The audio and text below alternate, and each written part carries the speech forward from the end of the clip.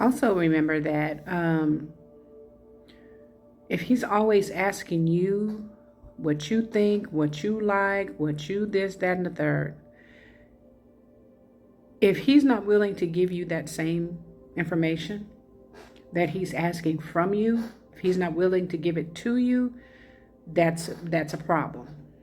Because we can sometimes be feeling like, oh, he's interested in what I think. He's trying to get to know me. He's interested. He really wanted to know who I am. Yes, he does. He wants to know who you are, so he'll know exactly what buttons to push. And that's why we can't be so free in giving information about ourselves. Okay? Give him a chance to answer the same questions he's asking you. And even if he gives you his answer, if you're not comfortable giving that part of yourself to somebody or that piece of information, you still are not obligated to give it. Because some people will ask you anything, right? If there's an obvious attraction, there's an obvious chemistry, he may be banking on you giving him intimate type of information about yourself. Don't do that. Don't do that. Because he's making a beeline between your legs.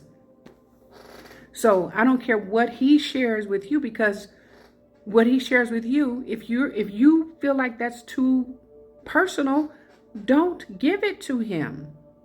Because people, when they're trying to get something from you, they're bold enough to ask you anything. They'll ask you anything. Because what you gonna do? You either gonna answer or you're not. You're either going to say yes or you're going to say no.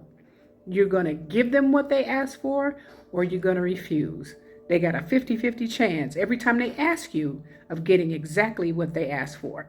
So even if he spills his guts, you might want to beware of a man who early on spills his guts, because he's giving you his sad story to do what? Pull sympathy from you and to pull the nurturer up out of you so that you come to his rescue to prove to him that you're not like all the other women who did him wrong, who won't let him see his kids, who cheated on him, who put his clothes outside.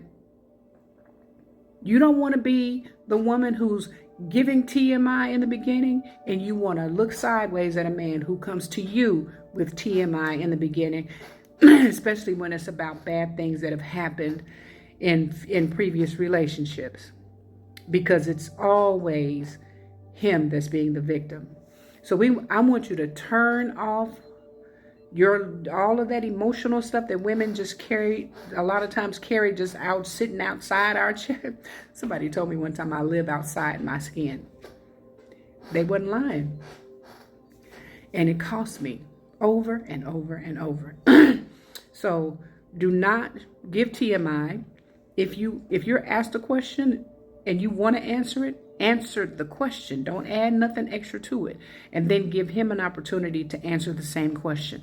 And do not listen with your googly eyes because he's so cute. Listen with your ears and your common sense. Because you might be able to look right at him and tell he's lying. Turn off all that emotional stuff. Turn off all of that. This might be the one. And then again, he might be the most dangerous person you ever met. Then again, he might be abusive. Then again, he might be a chronic cheater. Turn off all of that emotional stuff. Don't listen to him with any of that. Because you might look right at him and know, he's lying through his teeth. But if you look at him like this and your heart is fluttering while he's answering you, you will miss the fact that he's giving you textbook answers, because men are trained in knowing how to say things to women. They know we want a relationship. They know we want to be in love. They know that even when we talk big and bad, they know we're mushy inside. So you got to turn all that off and give him a chance to show you whether or not he's a liar. It won't be that hard, y'all.